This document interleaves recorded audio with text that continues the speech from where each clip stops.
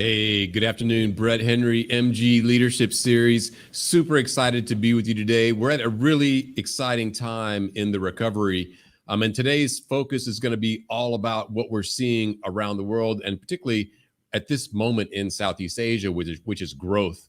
I'm really excited at MG that in November, we're actually at volumes above 2019 levels. So for sure, we can declare the recovery is on. And it is an exciting time in travel in Southeast Asia. And I'm really happy today to have the opportunity to welcome one of the top hospitality executives, thought leaders in the region with Accor, Anthony Megadichian. Anthony, welcome to the show.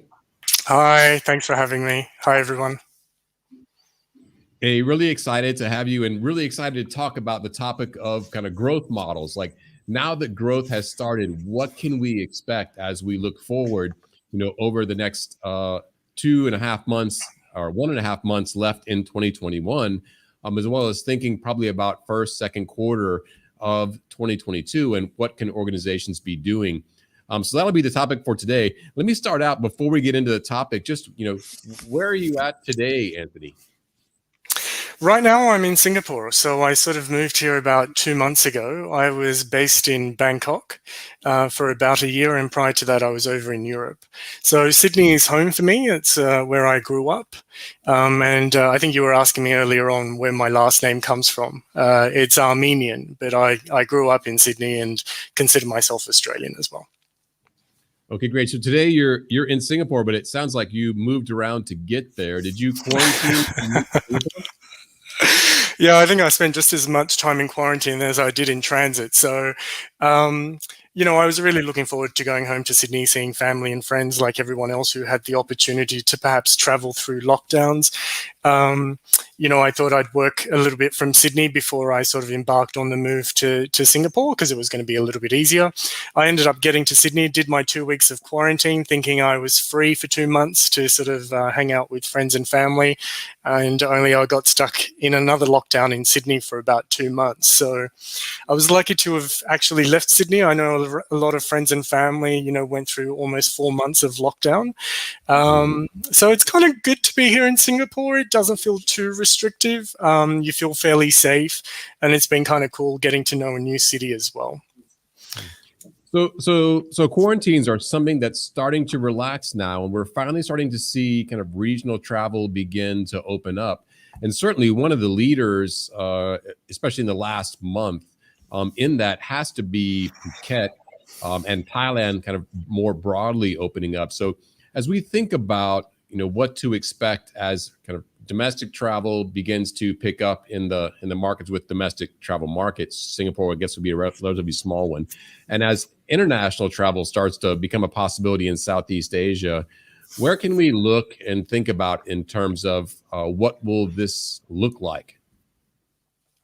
Yeah, look, I think there's a great deal of optimism and goodwill at the moment. I really like the sentiments you shared at the very beginning. I do feel like we have turned the curve, even though sometimes we feel like we're taking 2 steps forward and then fall back. I do feel that we're on this new trajectory. A lot of good things are happening. A lot of planning is taking place. And I think, one of the things that we're talking about today is the Phuket Sandbox. When that term sort of came out, it put a big smile on my face because it was kind of playful. And I thought, wow, there's just so much, dark news everywhere. And what does that even mean? Yeah, well, just the term was incredibly playful, right? Yeah, exactly. What does it mean? What is a sandbox? It sounds like a cat uses. I mean, well, look, I think it's important to also remember that, most people that are familiar with the Phuket Sandbox, and perhaps some people that aren't, and are in destinations that are looking to the Phuket Sandbox as a way of moving forward, I think it's important to put what the Sandbox was in the context of when it was launched in March, right? So the Sandbox is not something new. It was really an incredibly ambitious plan by the Thai government to restart the Thai economy. Now, I've read some numbers, and most of the listeners would be familiar that, 20 20% of the GDP of Thailand is made up from the tourism sector alone, and it employs 10% of the workforce. So something drastic needed to happen. And while people like you and I and our industry as a whole are very supportive of a more relaxed approach to travel restrictions, I must say that there is a very large portion of the communities in Southeast Asia who are very reticent about opening up too quickly. And, you know, that sentiment is also shared by a lot of governments across Southeast Asia, where they do want to take a much more cautious approach, a slower approach. And part of that is also, I think, to bring on board, you know, civil society to feel comfortable before they take drastic actions of opening.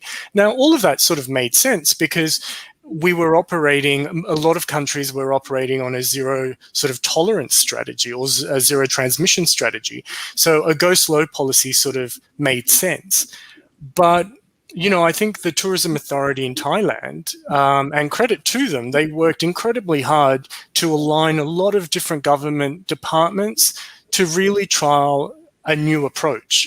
And Phuket Sandbox was born as an idea to create a bubble where they could take a trial approach to opening up the country rather than taking this huge step of opening up the entire economy, the entire country at once.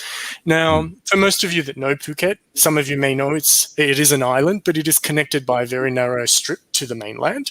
So in effect, it is a very easy way of creating a bubble around the island and containing anything in case it sort of got out of hand. So from that sort of perspective, you know, credit goes to Thailand for creating something that really resonated with all the other markets. Now we're hearing all the other regions talking about similar models. Now, what's also important to remember is Phuket Sandbox was born around March. It started in June. But now we have an evolution of the sandbox, and that evolution is the fact that the rest of Bangkok has now opened as of the 1st of November, and the rest of Thailand is opening up as well. So, you know, I know that on the very first day of this month, when 3,000 international visitors arrived into Bangkok, that is a measure of the success of the Phuket Sandbox. So, you know, many people sort of say, but did the sandbox work? You know, did it sort of bring, you know, millions of tourists to Thailand? And I guess it depends on what perspective or viewpoint that you use to measure the success of the program. For me, I take a very simplistic approach to it, and that was, did it help start the reopening of Thailand? Yes, it did. Did it hit all the KPIs that perhaps we want or wished for, such as, you know, millions being injected into the Thai economy or millions of visitors returning back to Thai shores? No, it didn't do that. And perhaps that would have been a little bit unrealistic to sort of expect that the very first phase of the opening was going to achieve those big results. And like I said, it sort of helped shape sentiment within Thai society as well. And a lot of us, you know, being human beings, we're more cautious than we are risk takers. So most of us were sitting in our armchairs in Europe, America, Australia, taking a you know, watch and see approach to the sandbox. Like, sounds interesting. Do I want to do it? You know, I have some friends who sort of did it and others who didn't. You know, in the early days, there were sound bites, which of course the media shared. Some were positive, some were negative, and that spooked quite a few people as well. So, you know, I can share with you exactly what we got out of Phuket Sandbox and perhaps how those learnings can help shape other destinations who either want to replicate and emulate the sandbox model or who perhaps want to take a more nuanced approach to it, right? Because like I said, sandbox happened in March, so now we've moved so far ahead that we almost need a hybrid model as we move other destinations into an opening phase. Yeah, Anthony, it's a really, really interesting perspective. I have to tell you, I've heard a million people, not a million, but a lot of people you know, talk about the Phuket Sandbox and pass their judgment on, is it good or is it bad and what is it? But I really like your pragmatic description of what it was and what it accomplished, and that it moved things forward. And as you were talking, I was thinking about other governments. There was lots of governments who talked about doing a lot of things in the region. It even kind of somewhat put one foot in or one toe in and tried different things. Maybe some would be where you're at now, or where I am in Indonesia with Bali. But you have to respect the fact that Thailand pulled the trigger on the sandbox in a real way, despite the fact that at the time they launched it, I think actually COVID in the country overall was reaching very high levels. But they stuck with the program, and they led. They were definitely, when you think back, retrospectively, they were the leader in terms of, setting up, opening the country. And that's resulted in now they're definitely still far and away kind of the leader in Southeast Asia in terms of reopening.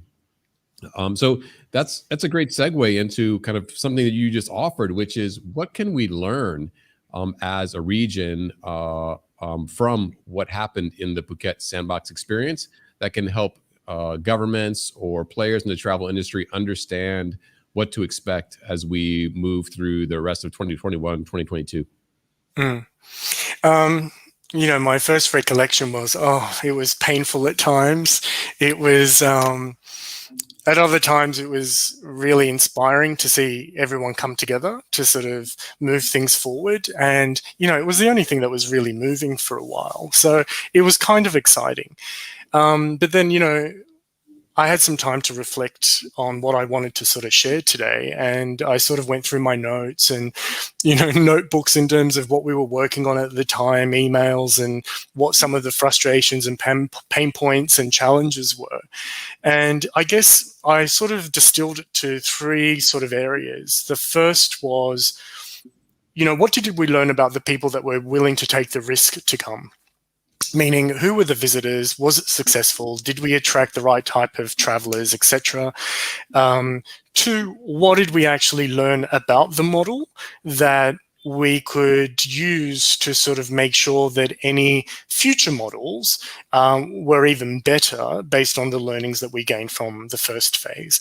And then the final one was sort of like the more overarching strategic sort of learnings that we had that were also important, that as an organization and as a company that has over 300 hotels in the region, that it was important for us to also be mindful of as other destinations sort of opened up as well. So let me jump straight into it. The first one was who came.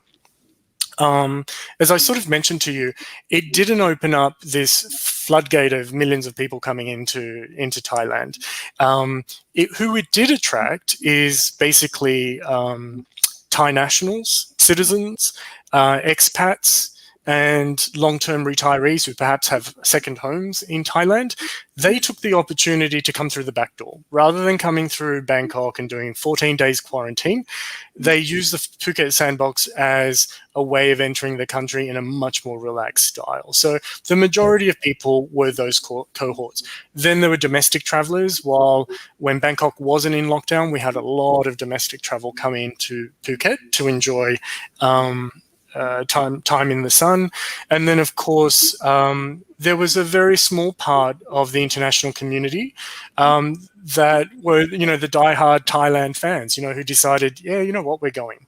And so, the key markets there were US, UK, Germany, France, and surprisingly, Israel and the United Arab Emirates. There were some direct flights from there as well, and given the high levels of vaccination and the safe regions, those were the countries that sort of came and took part in the early days of Phuket Sandbox.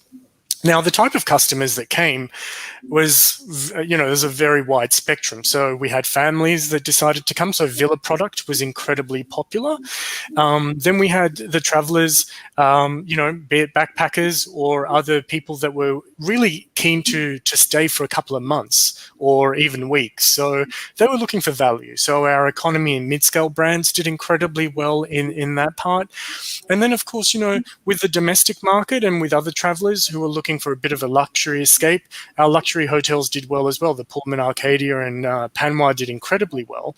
As people, there was this pent-up need for people to celebrate anniversaries and birthdays and just get away and treat oneself, and people had foregone, 4 or 5 holidays, and this was their one opportunity to really splurge. So there were those moments as well. On the whole, what we did see across all of those demographics was a very keen interest in anything that was an experience around wellness, right? Eating well, learning about local culture, yoga, anything that was allowed, by government restrictions, were incredibly popular at the resorts. So that was another thing that was sort of key. Flexibility. What you just described in terms of traveler mix is quite different than I would guess many of the properties experienced pre-pandemic. So when I think about the profile of the average Phuket traveler, it may not be the average Accor Phuket traveler, but the average Phuket traveler pre-pandemic would have been very heavily weighted towards mainland China, very heavily weighted towards some of the Southeast Asia destinations, maybe Russian. And so for the mix to kind of be missing those kind of key names, so this require some changes in terms of how you were doing, whether it be sales and marketing or whether it be in-house experience at the property level or at the brand level? No, so I guess those sort of source markets do get the headlines, but for us at Accor, we've always had a very strong geo market mix. So while China and India have been leading markets, including Russia as well, the European market has always been incredibly strong for us. So the German market, which traditionally does like Khao Lak, so while Khao Lak wasn't part of the Phuket sandbox, perhaps those travelers also decided that maybe Phuket was something that they'd like to revisit, right? So they may have been the travelers that came to Phuket 10, 15 years ago, then went to Khao Lak. The UK market has always had a very strong presence. So as far as sales, marketing, or guest relations and experiences were concerned, it wasn't too much of a stretch for us, no. And it was a nice welcome change as well. So that was always pretty good. But of course, we sort of welcome in the next phase, better connections with India to make sure that we get our Indian sort of market back. And, the big question mark is around China in terms of when does the market open and when will we see our Chinese visitors sort of coming back as well as Russia, as well as, Kazakhstan and some of the other countries, which, love to escape when winter starts to set in. So, it'd be nice to see all of the markets slowly open up, but we're getting there. So it's a step-by-step process.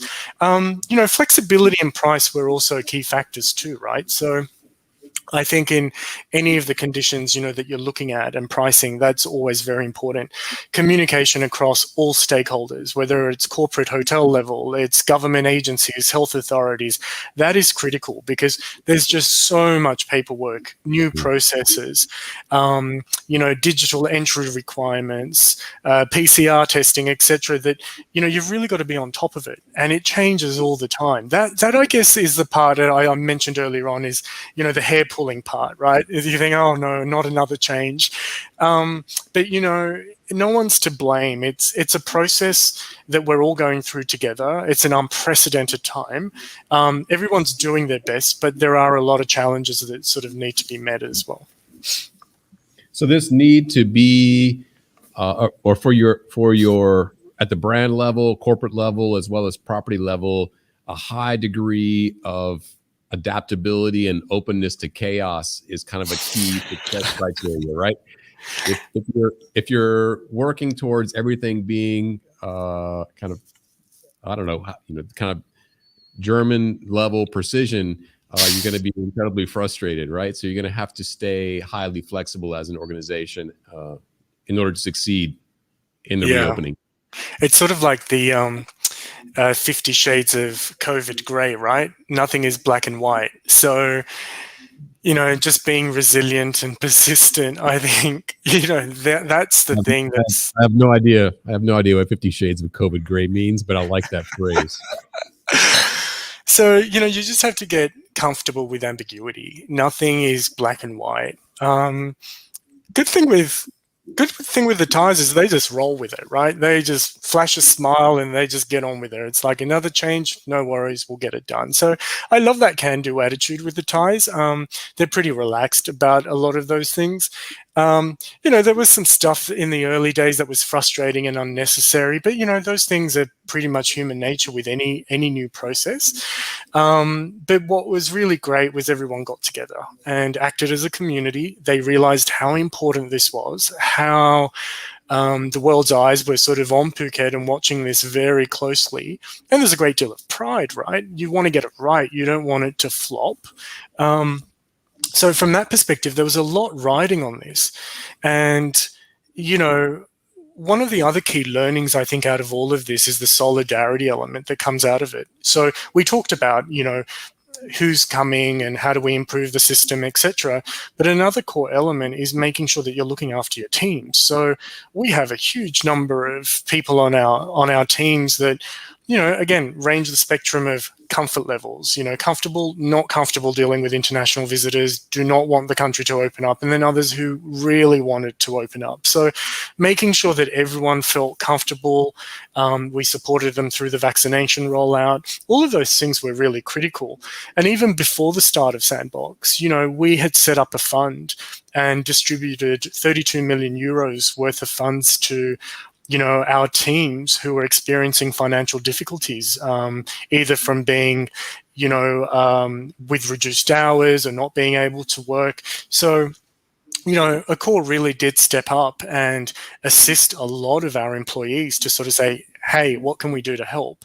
That made sure that we had the people on hand when we needed them, and as things started to open up again, right? So, but an extension of that also was making sure that everyone in Phuket was supporting each other, whether or not it was government agencies, community groups, etc. Because what you really want to bring back is not just five-star hotels, mid-scale hotels. You want to bring back the Phuket destination experience. You want the food stalls. You want people to return back from their villages in the mountains to Phuket and be part of that regeneration program. So you have to support the community to make sure that Phuket feels like the destination that people are coming back to experience.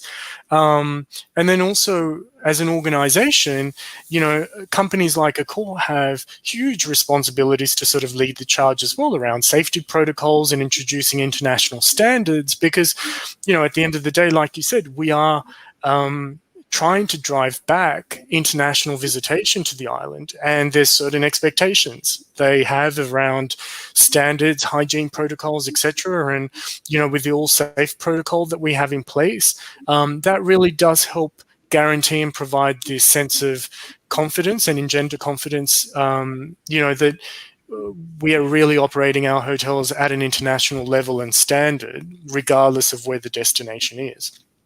So are these the keys as we think about, as organizations, including me at MG, as I think about the reopening of the acceleration of reopening, hopefully coming into November, December, that these are these the three elements? One you talked about was adaptability, or the ability to kind of thrive in chaos, right? That just becomes kind of new norm, and you have to find your way to get comfortable and make your teams comfortable in that. Second was that it's a community effort, and that everyone has to work together across kind of, whether it be governments, community bodies, hotels, food stall owners, whatever. It's a community effort to bring this all back, and that comms and sense of working together around this common purpose is critical. And then the third was, just taking care of your people. Are those kind of the three critical success factors, or are there other things that executives should be thinking about? Yeah, look, I think it's important when you're going through the process to also be critical of it, right? So I think the third element would be, what did you learn from the process, or what did we learn from the Sandbox process that we would want to apply right now? So what we were able to do was message a lot of the things we felt needed to be changed in time for the November 1 opening. So we didn't think the certificate of entry, for example, which was a little bit clumsy at first and had difficulty, not because of the system itself, but just it's new to people. So the more restrictions you place on people, the more they have to learn, the more they have to adapt, and so it takes time.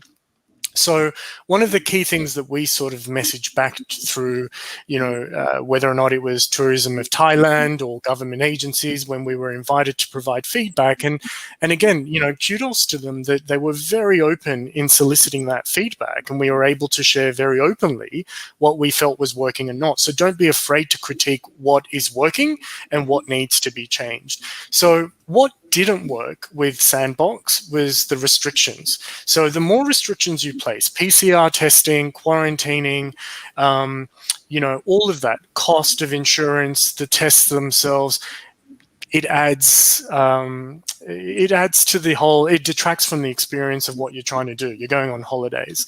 So from that perspective, what we wanted to put in place from November 1 was a much more relaxed approach, and that's what has now happened. So again, in order to do that, you've got to go through that critical path of critiquing what is working, what's not working, staying in contact with your stakeholders, aligning on what the mission is, and making sure that they follow through on those recommendations to make sure that phase 2, phase 3 is a little bit smoother for everyone involved. Did you feel like the government or Tourism Authority of Thailand was engaging, leaders like yourselves to help them shape the policy? Did you feel like you were having kind of impactful input into what the November 1 opening would look like?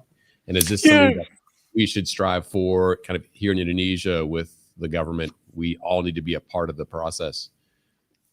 Yeah, very much so. But I think also at a grassroots level, that engagement has always been there. So, depending on how things are in all the different markets and how the various government agencies have been set up, it may take some tweaking. But on the whole, there's obviously different stakeholders that have different agendas and different objectives, right? So you've got probably a COVID task force, you've probably got the health ministry, you've got foreign affairs, you've got tourism ministers, you've got economic ministers. So sometimes trying to get all of those agendas to align to making sure that everyone feels comfortable, is a little bit difficult. So depending on how strong your tourism authority is advocating for the reopening, and how strong that what role they play and how they can sort of solicit that feedback from the rest of the community, I think is really critical. It's by no means easy. And I can't say that, it was easy for TAT either. I think like any organization, you've got to do a lot of that hard internal networking and sort of support building to make sure that everyone gets on board and understands, yes, it's risky, but it's a risk that everyone would be willing to take, and it's a calculated risk, right? So, and that takes time. That's the part I think that now that it's all happened, you think, yeah, it was frustrating. It was challenging. Nothing happened for a very long time. We said we were going to do it. We didn't do it. But in hindsight, when you reflect back and you realize the enormity of the decision and how everyone wants to open, but yet only Thailand took the step of reopening, you realize what a momentous step it was and what a risk undertaking it was to start the process of opening up. And now, like you said earlier on, everyone's talking about sandboxes, right?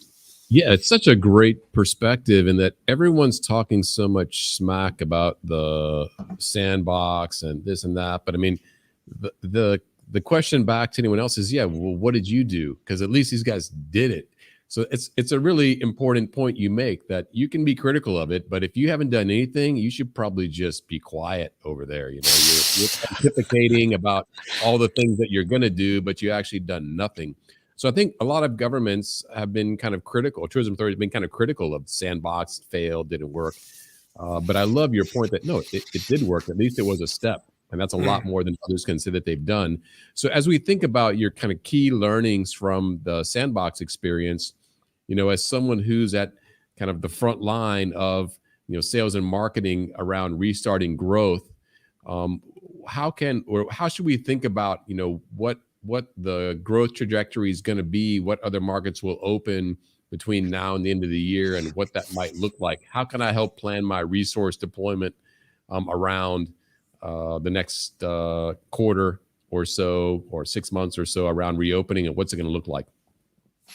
Yeah, so it's a very strategic approach, right? So to simplify it down, I guess whether or not you're a resort, you're a hotel, it's about looking at what your business was and what it's likely to be, and taking into consideration what are the markets that are going to open up to support you. So if I was to use an example, if a hotel had 50% of its source market coming out of India and China, there's a huge rethink, right? So, and if you did a lot of sort of tour-based business, you have to probably start thinking, how do I get that volume-based business? Do I contract an air crew, for example, or how else am I going to build that base from a market that has completely disappeared? Then you're going to have to be quite agile in terms of, if all your markets sort of come back that you had before, what are you going to do when you have situations where there's flare-ups, right? So how do you replace one with the other? Pricing, key elements, all of those different things, seasonalities all over the place. So there's all different factors to sort of keep in mind.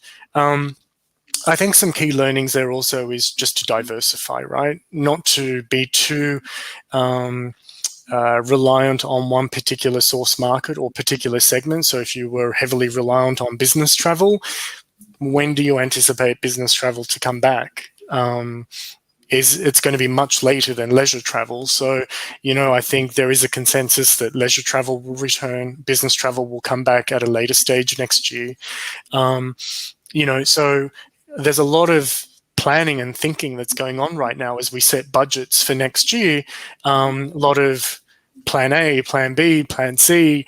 What happens if this doesn't work? What are we going to do here?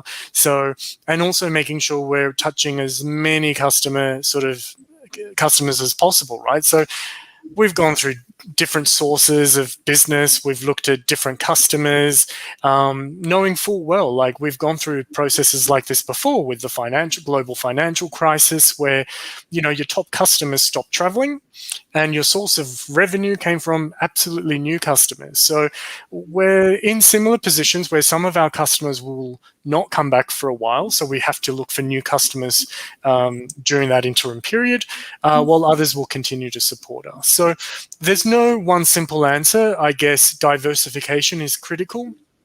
Making sure you have a plan B, C, and D, remaining agile and resilient, and just networking and getting out there to really see what are the additional opportunities that you may not have tapped into before. Now, all of that's quite difficult too, right? Because, we've had staff laid off, hotels closed. So operations haven't necessarily been continuous throughout the entire period. So some hotels are just starting to ramp up now. So that takes time, hiring new people. So all of this stuff takes time.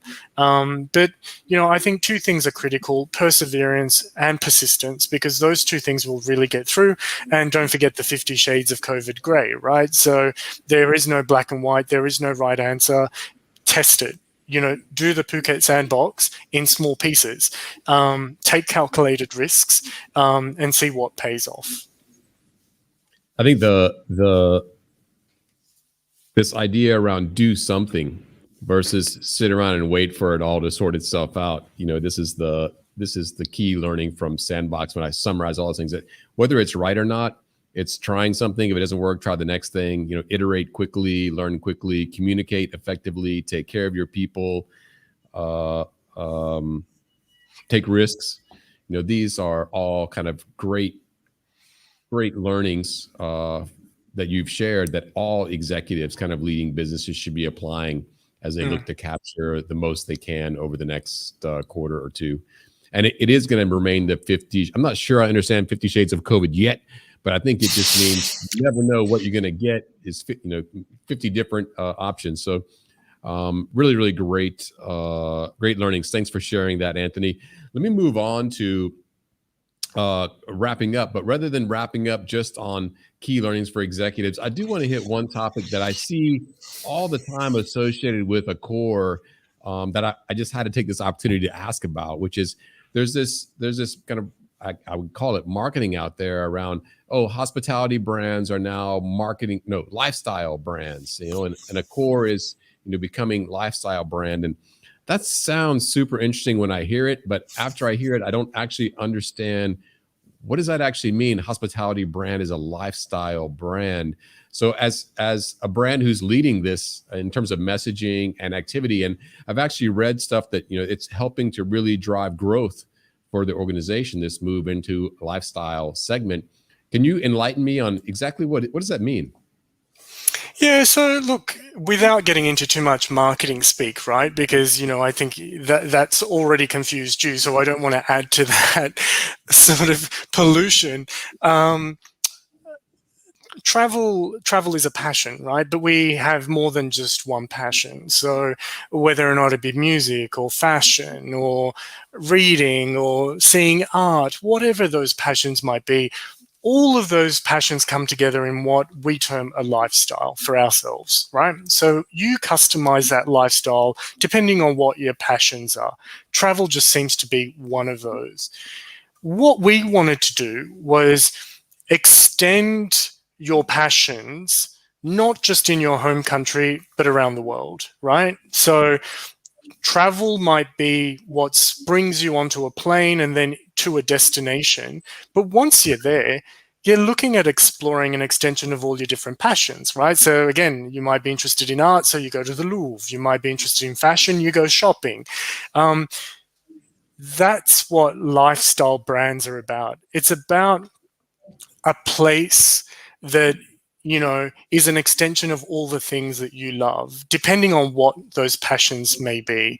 So the Ennismore Group, which is a joint venture with Accor, is two things. It's a collection of hotel and co-working brands, okay, so where you can go and work. And on the other side, it's a collection of restaurants and bars and nightlife destinations, which are housed within the hotels. Okay, so these things together bring a whole new perspective on hotels and how we do things. So it's just as much about eating and drinking at the hotels as it is just staying at one of the hotels, right? So the emphasis is a little bit topsy-turvy. There's 84 hotels currently in operation, and there's another 160 in the pipeline in total. So perhaps if we just go back, what I'll do is I'll jump straight into the brands to maybe help illustrate how these passions sort of come alive, right? So just like you and I, we may have gone and stayed in a hotel in a particular neighborhood and you project, right? You think, wow, I can really live in this neighborhood. This particular collection of 4 brands that you can see on the screen here is really an extension of that neighborhood. So this is not just for international visitors. This is also for the local community to come and interact at the hotels. So the first brand you can see on the screen there is 21 Sea Museum Hotels. And this is really a brand that helps spark your curiosity through artwork. So the founders are huge contemporary art fans. So this is really a contemporary art museum. Okay, so then you've got Mama Shelter, and no one loves you more than your mama, right? So making you feel at home. Mama Shelter is about being sassy and flamboyant. Then you've got 25 Hours, and 25 Hours is really about being quirky, and it's also an incredibly independent brand, right? So if you know one, you'll know none of the others. They're all very independent and they're all quite unique. And then there's Hoxton, and Hoxton is a homely and understated home vibe of a hotel. And again, it has a club sort of feel to it. It's the sort of place that you just walk in and you go, oh, I just want to sit here and read a book, or have a couple of drinks, and then we might roll for dinner. And, before you know it, it's 10 o'clock and you sort of roll up back to your room. So again, what we're trying to do is tap into the community vibe of all of these incredibly cool destinations that these hotels are located in. So as an international traveler, you don't have to try too hard to get to the heart and the vibe of that destination. You visit these hotels, they're in the heart of their communities. That is the essence of the heart of the neighborhood brands. And then as we sort of move forward to the other ones, sorry, if we can just flip back maybe, yes, the cultural icons. So then you've got these 2 brands, right? So these 2 brands really are about being the iconic representation of the cities that they're based in. So Mondrian as a brand is a modern fairy tale. So think of Alice in Wonderland for adults, right? It's incredibly eclectic and sculptural with the pieces of design and artwork in it. And then you've got the Morgans Original. These are all independent hotels organized by their founders. They're elegant, they're incredibly edgy, incredible design ethos throughout the hotels as well. And then the final collection there, I think you've got... Wait. Yeah, I got to okay. I mean, this is with my skepticism. Sorry, I get excited as well. No, me too. With my skepticism, bringing up this whole concept already on the first slide. If you go back to that first list, I mean, already you had me sold. I can't believe that you sold me either. I'm quite a skeptic on lifestyle brand. I mean, we have super apps that book rides saying they're lifestyle brands. So that term's kind of thrown around a lot. But I totally am impressed with this. And I'm also a little bit embarrassed. Let me ask Demas, our producer. I mean, I've actually never heard of any of those brands on the first slide. And they all sound like things you would aspire to. Like, man, I'd like to actually go and stay at any one of those 4 that you talked about. They all sounded cool. But have you stayed at any of those? Yes, but how do I not know those already? We work in the hospitality industry. So I got to tell you, Anthony, I'm feeling like we're not hip. We are not nearly hip enough, and we're going to up our hip lifestyle game. And so I'm sold on that. I'm really, really impressed with what I see, but I'm also thrown back that I don't know these brands. But that's the cool thing, right? So, our CEO as well, Sebastian Bazin, has a real passion for this, as well as the rest of the leadership and brand organizations. So these hotels were built with purpose and creativity at their heart, right? So they were designed by their founders. So, for example, the example I used with the museum, 21C Museum, their founders are passionate about contemporary art and sharing it with the rest of the world. So they created the hotel brand. Now, that's where Accor then comes in, right? You leverage the power and scale of the Accor network, our loyal members, you get the word out. And I guess, that's part of the next project that we're on in terms of sharing the amazing news about the joint venture with as many people as possible and bringing these brands to a wider audience as well. It feels like a velvet rope type thing, or like a speakeasy. It's like either you know or you don't know, and I'm just not yet in the know. So I'm so excited to learn about it. It's like you want to be a part of it. Yeah, no, I'm not a big fan of velvet ropes. I think velvet ropes are there to be cut, right? So, the great thing about all of these places is they're much more inclusive. It's about making sure that the local community and visitors mingle and get together, and we become an extension of that community as well. It's not about, keeping people outside the rope. It's all about bringing you in, because that's what a home is, okay? That's what hospitality is really about. And I love that mama shelter ethos, right? Welcome to a hotel and mama's arms. That's the sort of passion that you want to be greeted with at these hotels, not a surly bouncer, in a black suit necessarily. And then what else have you got here? So we've got Joe and Joe. We're transitioning to Southeast Asia. Did we? Later. Okay. Joe and Joe. Joe and Joe is really cool, right? So for people who are looking for value in a more of a hostel vibe, this is more of a carefree, handcrafted hostel, right? And then for something a little bit more polished and functional in terms of design, you have Tribe. And we're lucky in that we're going to get 2 tribes in our part of the world. So I guess part of your introduction to these brands as well is making sure that there's some that are locally relevant, I guess. So I think if we move to the slide with the Southeast Asia properties, we'll be able to see exactly the hotels that are nearby that you'll be able to visit. So within the collection, we've got the So hotels. So we've got 3 in Southeast Asia. We've got Singapore, Bangkok, and Hua Hin. And So is all about fashion, right? So if people are into fashion, it's all about avant-garde fashion. And there is a designer connection with each of the different properties. So with Singapore, you've got Karl Lagerfeld. With with Bangkok, you've got Christian Lacroix, and with Singapore, you've got Karl Lagerfeld. So for people who are passionate about fashion, So is an amazing brand that sort of helps bring that alive. Mondrian, that we touched on earlier on, we opened a new hotel in Seoul, and Singapore opens in 23 as well. And 2 new tribes that will be opening next year will be in Bali and also in Phnom Penh, which I'm super excited about. To have a brand like Tribe in Cambodia will be absolutely brilliant.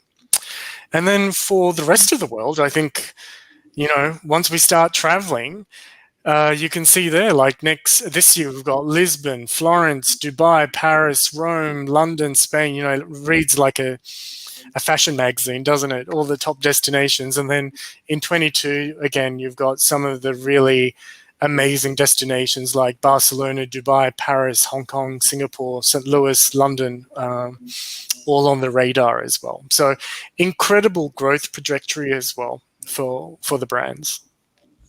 All right, I'm writing down Mama Shelter Dubai for next year. It is on my list. Got to visit.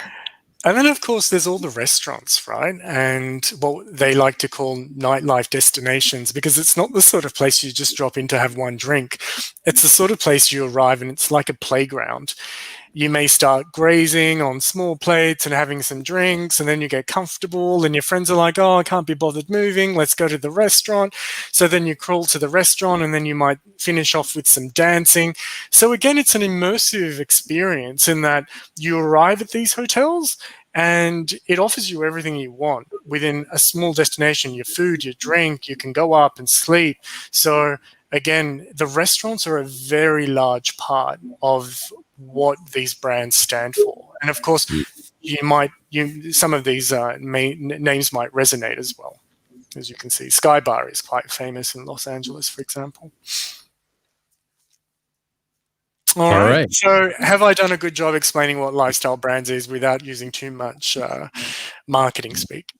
You did. Not only did you explain it, but you actually convinced me that with you, it's not marketing speak. It's actually something that's very real. You're trying to create lifestyle brands, I guess, underneath the larger Accor brand that really have meaning and that are unique to my lifestyle versus your lifestyle, right? So I'm excited, and I really did write down. Mama Shelter Dubai. Okay, I'll keep that in mind. We'll get you there.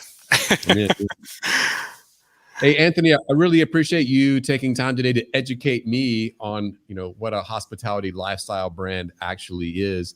And on behalf of everyone viewing today for the MG Leadership Series, thanks for sharing your insights on the Phuket Sandbox learnings and how those are actually a great example of what to expect as we move forward. As well as kind of great insights on what organizations need to do to be successful as we move through, the continued opening across Southeast Asian markets. It was a real pleasure. Look, thanks so much for having me. And like you said earlier on, just try something, so don't stand still. I think there's a lot of momentum out there at the moment. So get on board, capture it. If you're one of those hotels that had been closed and are reopening, there's a lot of community spirit and solidarity out there as well to get you back on the road to success. So, and as you said, I think we've turned the curve as well. I think everyone's feeling a little bit more optimistic. But having said that, there are going to be times when we do go a few steps back before we move forward again. But I feel on the whole, we're moving in the right direction. So thank you once again for having me. And I hope some of those insights were valuable for the listeners today. Very valuable. Anthony Megadichian, thank you so much for your insights from the MG Leadership Series. Goodbye. Goodbye.